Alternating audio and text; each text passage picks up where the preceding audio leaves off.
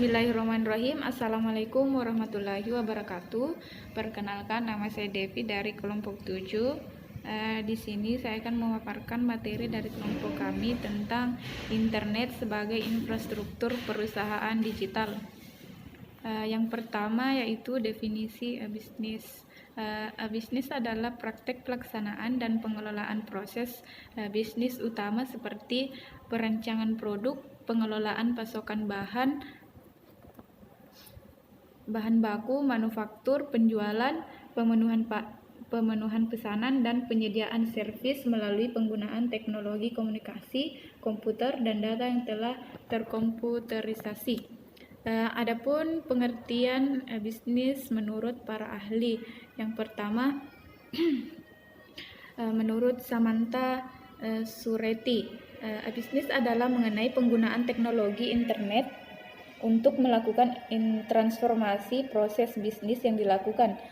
Bentuk bisnis yang paling mudah terlihat adalah pembelian barang secara online, baik retail maupun grosir.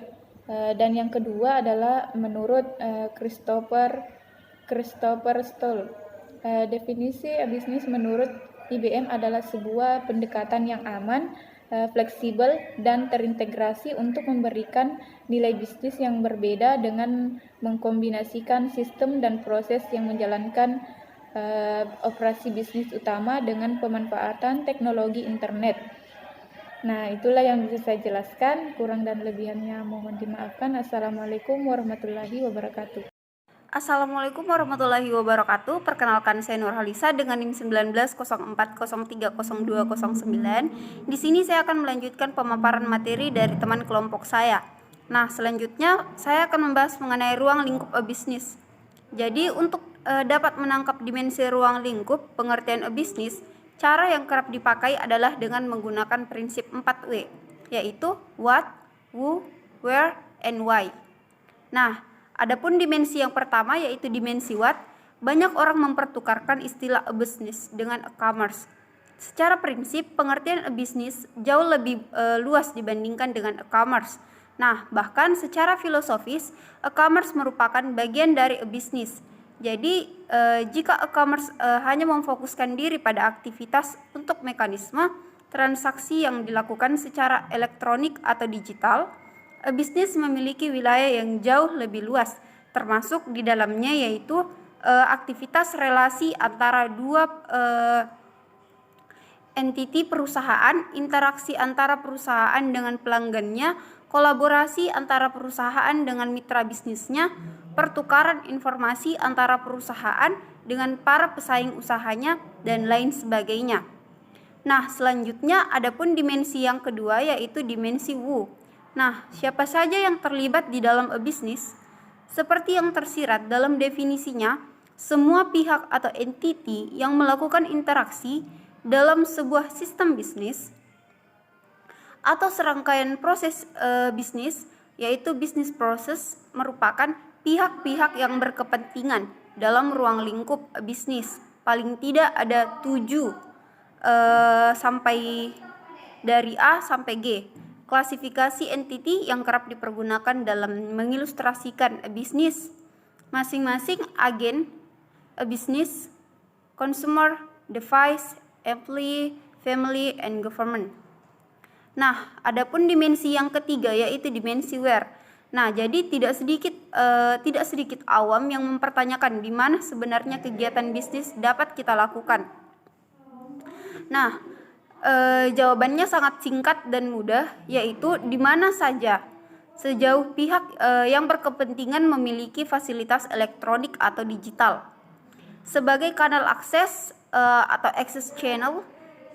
Berbeda dengan bisnis konvensional di mana transaksi itu bisa dilakukan secara fisik di sekitar perusahaan yang bersangkutan. Maka di dalam bisnis, interaksi dapat dilakukan melalui berbagai kanal akses. Dengan kata lain, istilah di mana saja ini untuk melakukan hubungan dengan siapa saja, bukan hanya sekedar semboyan yang muluk, tetapi telah menjadi kenyataan di dalam implementasi bisnis. Nah, adapun selanjutnya yaitu dimensi why.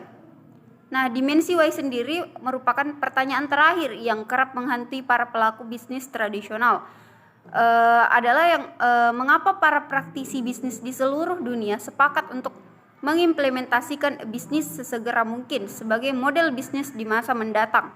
Nah, penerapan konsep bisnis ini secara efektif tidak saja menguntungkan perusahaan karena banyaknya komponen biaya tinggi yang dapat dihemat, yaitu cost cutting. Nah, tetapi justru memberikan kesempatan perusahaan untuk meningkatkan level pendapatan, yaitu revenue generation. Nah, secara langsung maupun tidak langsung, dengan mengimplementasikan bisnis, perusahaan dapat melihat berbagai peluang dan celah bisnis baru yang selama ini belum pernah ditawarkan kepada masyarakat. Nah, di samping itu, terbukti telah banyak perusahaan yang telah melakukan transformasi bisnis, yaitu perubahan bisnis inti, setelah melihat besarnya peluang bisnis baru di dalam penerapan konsep bisnis. Nah, mungkin itu saja yang bisa saya sampaikan. Selanjutnya akan dilanjutkan oleh teman satu tim saya. Terima kasih. Bismillahirrahmanirrahim. Assalamualaikum warahmatullahi wabarakatuh. Baik, saya akan melanjutkan materi yang telah dipaparkan oleh teman saya, yaitu komponen infrastruktur. Di mana di sini komponen infrastruktur itu terbagi beberapa bagian. Pertama, pelapor peranti keras komputer yang meliputi PC desktop, netboard, komputer, server, dan smartphone. Kedua, pelapor sistem operasi. Sistem operasi adalah perangkat lunak, sistem yang mengatur sumber daya dari perangkat keras dan perangkat lunak, serta sebagai daemon, suatu proses dalam sistem operasi yang berjalan di background proses. Ketiga, pelapor peranti lunak komputer. Itulah melalui perangkat lunak data dikumpulkan, diolah, dan disajikan untuk mendukung aktivitas bisnis organisasi. Yang keempat, manajemen dan penyimpanan data. Di sini tugas manajemen penyimpanan data itu bertanggung jawab dalam mengelola dan mengatur data organisasi sehingga data tersebut dapat digunakan dan diakses dengan mudah. Kelima, pelapor jaringan dan telekomunikasi. Komunikasi data dan telekomunikasi biasanya disediakan oleh perusahaan jasa komunikasi.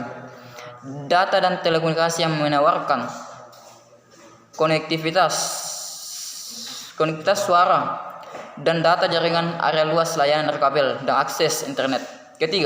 Keenam, pelapor internet.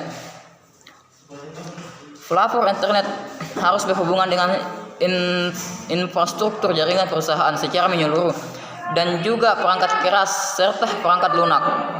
Tersedia perangkat keras, perangkat lunak, dan layanan untuk mendukung website milik perusahaan termasuk web hosting, kabel atau peralatan wireless. Yang ketujuh, layanan dan konsultasi integrasi sistem. Banyak perusahaan yang tidak memiliki staf, kemampuan atau pengalaman yang diperlukan untuk menerapkan dan memelihara keseluruhan infrastruktur teknologi informasi. Baik, mungkin itu yang saya sempat sampaikan. Bismillahirrahmanirrahim. Assalamualaikum warahmatullahi wabarakatuh. Perkenalkan, nama saya Diki Nardo, NIM 1904030196, Prodi Manajemen Bisnis Syariah. Di sini saya akan menjelaskan materi dari mata kuliah Sistem Informasi Manajemen, di mana yaitu desain web dalam bisnis berdasarkan kajian dan 3 kriteria utama yang harus diperhatikan di dalam desain sebuah website masing-masing. Yang pertama, set design, di mana menyangkut hal yang berkaitan dengan tampilan website dan sistem menu yang dipergunakan. Ada 2 sub kriteria yang harus dipertimbangkan dalam menyambut desain sebuah situs, yaitu navigasi dan estetika. Aspek navigasi berkaitan dengan cara atau mekanisme perpindahan dari satu situs ke situs yang lain atau menu sistem. Di dalam sebuah sistem website perusahaan, walaupun terlihat sederhana, namun aspek ini memiliki bobot 80% dari total penilaian sebuah website ditinjau dari segi desain.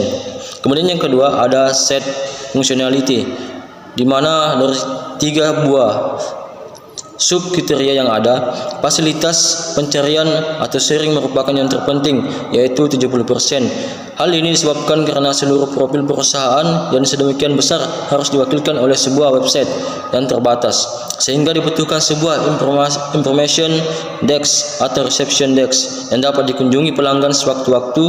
Dengan adanya fasilitas sharing ini, pelanggan dapat dengan mudah mencari informasi yang dibutuhkan sehubungan dengan kunjungannya ke website tersebut. Kemudian yang ketiga, customer value, di mana konten merupakan sebuah hal pertama yang dipandang, di mana dapat memberikan manfaat kepada pelanggan. Seorang individu mengakses ke website tertentu karena ingin melihat data atau informasi terkait dengan kebutuhannya. Jika yang bersangkutan tidak dapat menemukan apa yang diinginkan di dalam website terkait, maka yang bersangkutan akan mencarinya di website-website lain. Baiklah, itulah yang dapat saya jelaskan pada materi sistem informasi manajemen. Sekian dan terima kasih. Wassalamualaikum warahmatullahi wabarakatuh.